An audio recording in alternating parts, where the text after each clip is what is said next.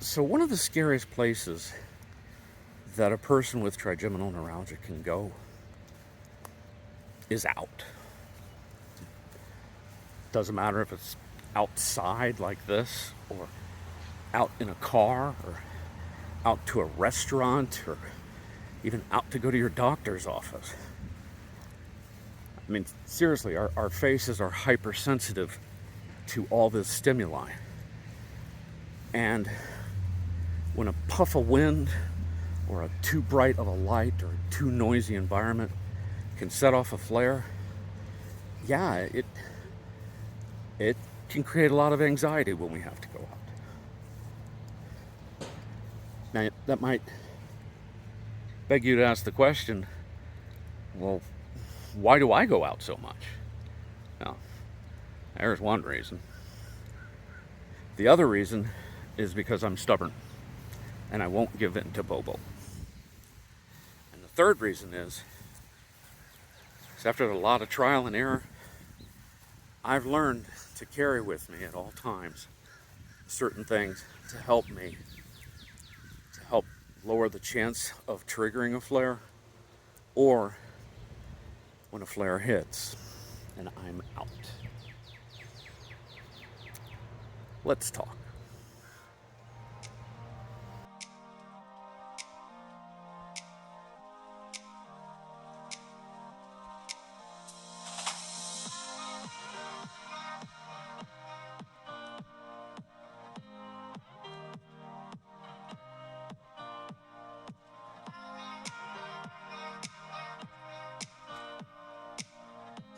Well, hello there.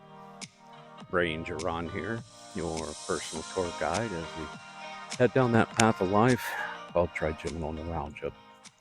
This is your first time here to the channel. Welcome. If you've been to the channel and viewed some of the other videos that I've put up, welcome back.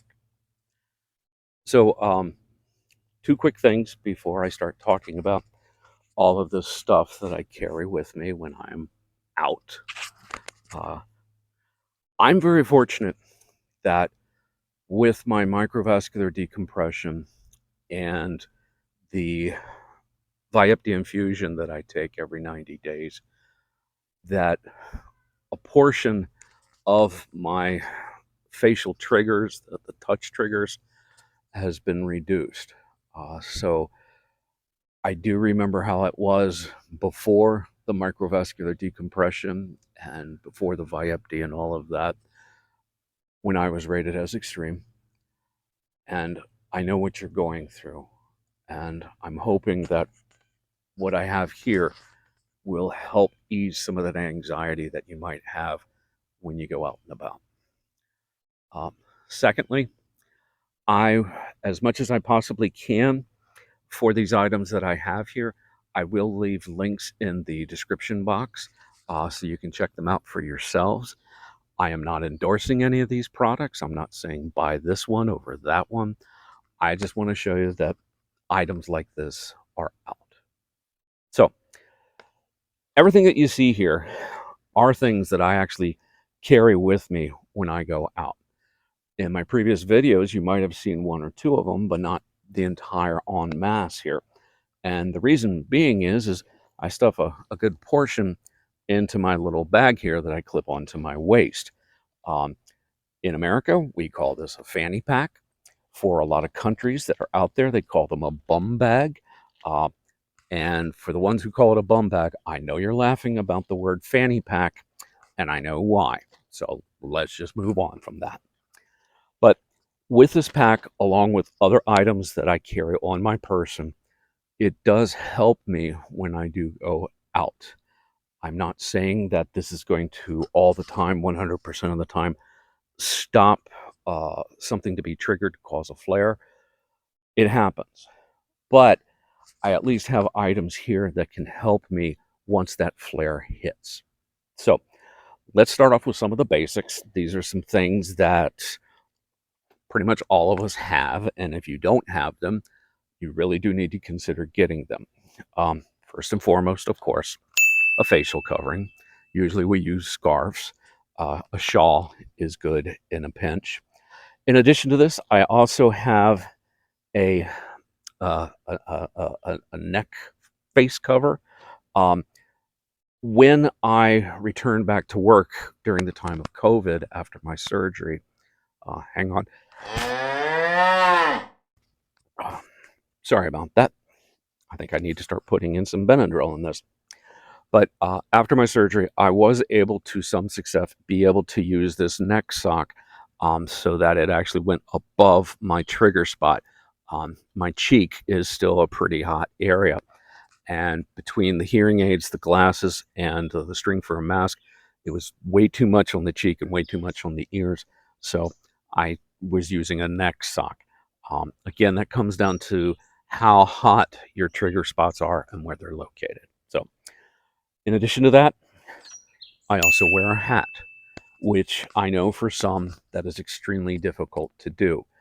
Before my surgery, the hottest spot that I have was right here on my forehead, and it was damn near impossible to wear some sort of head covering. I tried using a hood.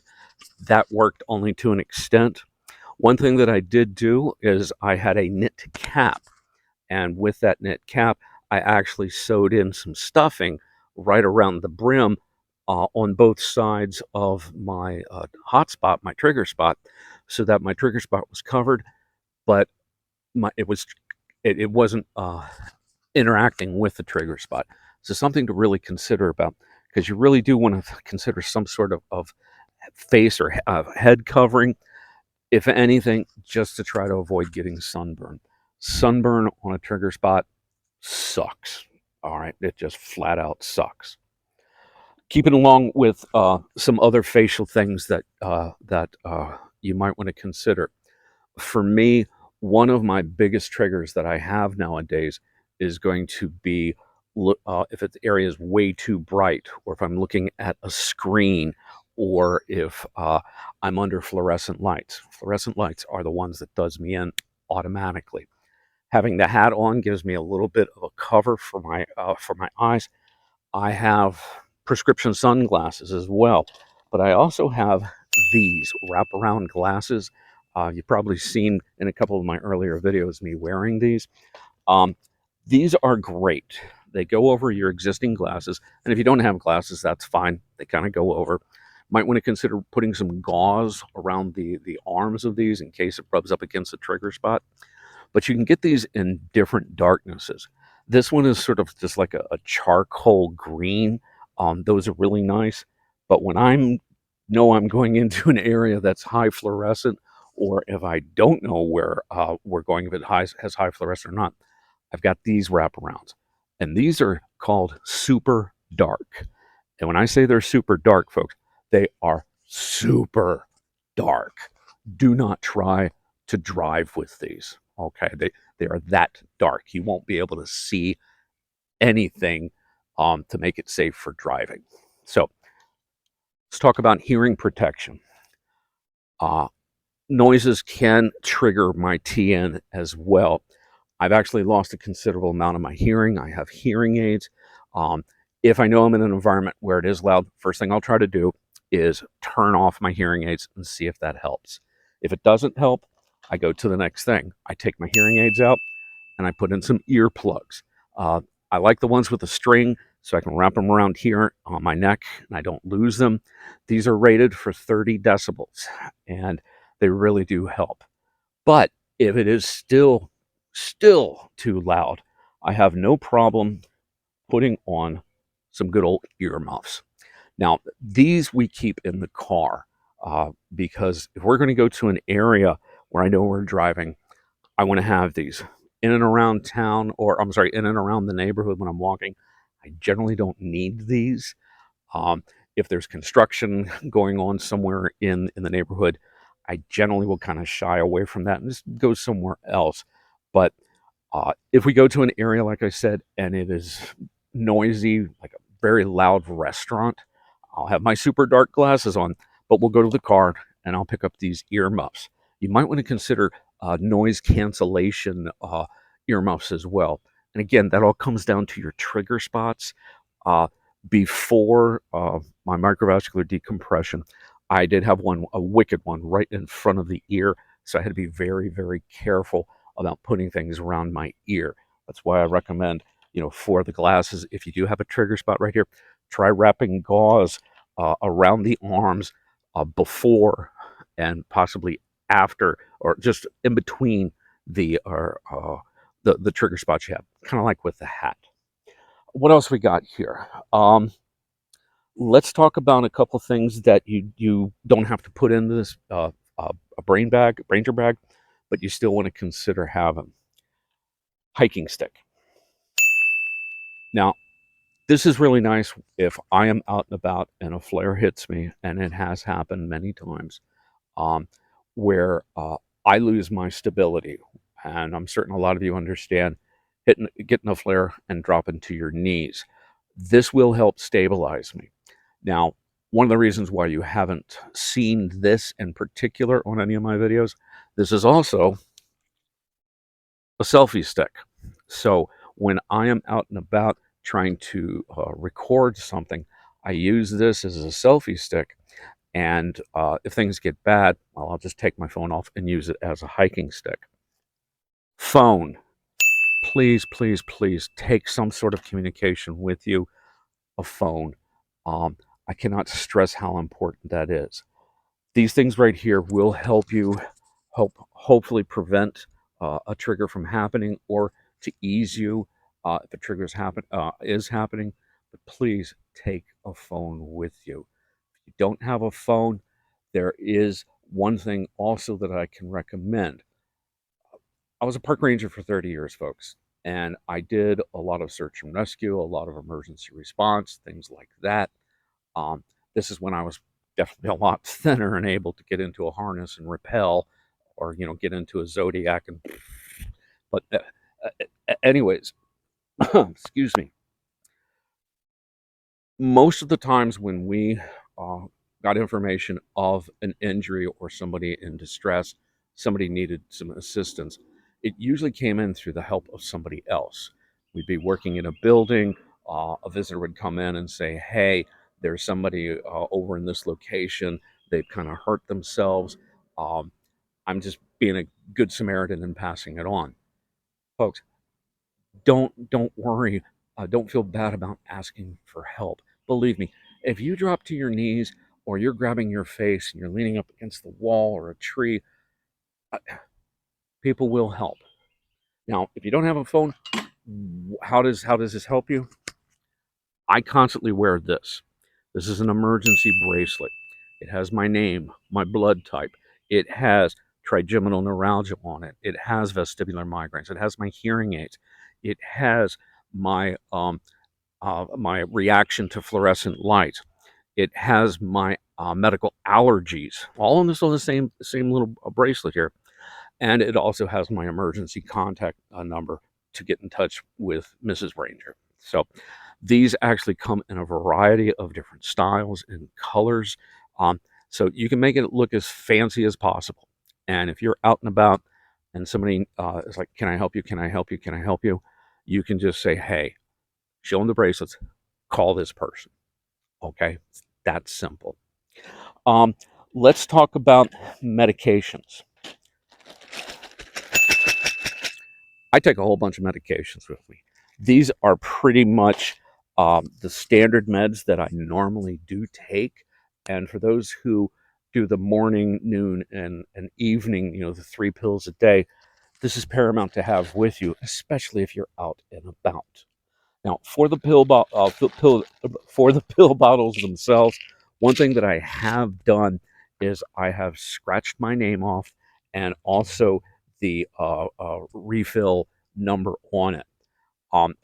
That's primarily in case somebody decides to, steal this bag.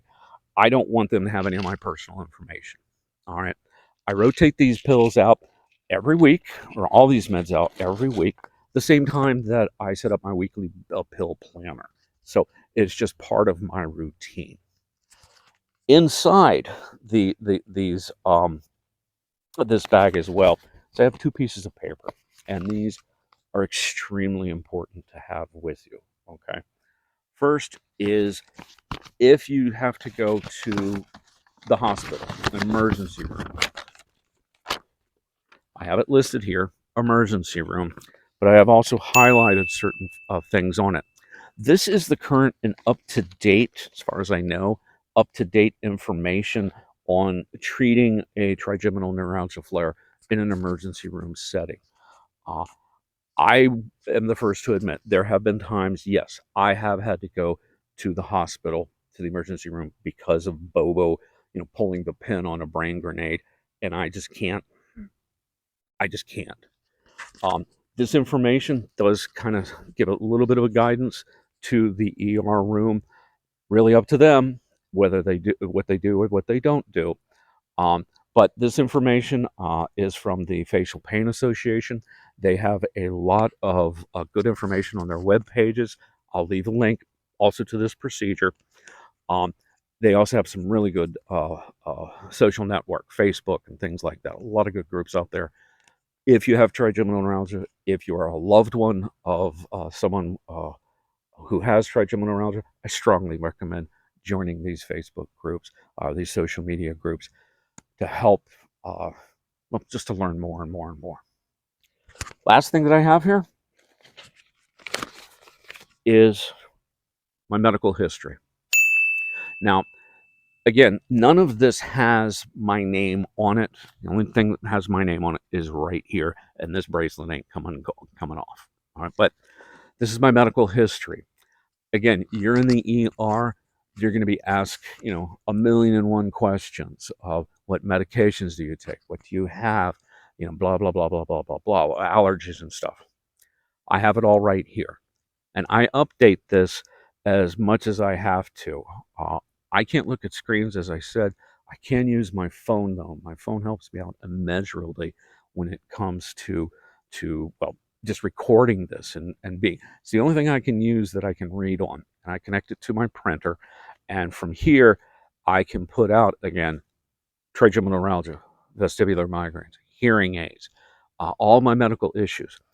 Also has full up-to-date information on all the medications that I take, uh, as well as my medical allergies and things like that.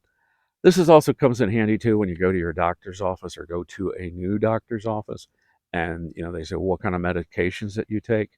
Uh, Here, take it. All right, you can read. I can't read that well anymore. So that's it, guys. It's just that simple. Keeping things here with you on your person, it's just like when you walk out the door. Oh, I forgot my keys. Go get your keys. You walk out the door. Forgot my wallet. Go get the wallet. Oh, I forgot my Brainger bag. All right. And whenever I go somewhere, whether I tell Mrs. Brainger I'm going to take Fred out for a walk, or we are going somewhere, one of the first things she asks me as we're getting ready, do you have your Brainger bag? Yes, I do. So I have my meds, I have my emergency medication, my emergency room, my history, I have my earplugs, I've got my wraparound glasses, I've got hat, face covering, ear covering, and that really, hiking stick, selfie stick, that really helps reduce a lot of the anxiety that I have. I'll leave you this one picture. That was me about 6, 8 weeks ago. I had abdominal surgery. I'm still recovering from that. It's a slow process. But when I was in the getting ready for surgery, the only anxiety I had was actually not the surgery. It was, one, the fluorescent lights, and you can see from the picture, I had my super darks on and my Brainger hat on. But I also wanted to stress to them, please, please, please, please, please, when I wake up, please make certain the lights are down or I will go into a flare. Um, be your own advocate, folks. Be your own advocate. So, anyways, guys, I wanted to try to make this as short and sweet as possible. Hopefully, all of this will help. If there's something I forgot or think that something that you think I should add, please leave a comment. Let me know. If you know of a newer procedure for emergency rooms, please let me know. What I pulled was from Facial Pain Association. It was dated 2021.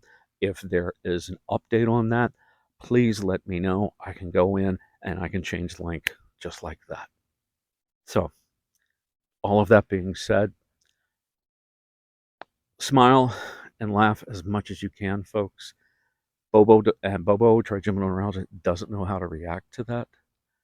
Please remember that I love you, every single one of you, except you, BoBo. Screw you, BoBo. Screw you.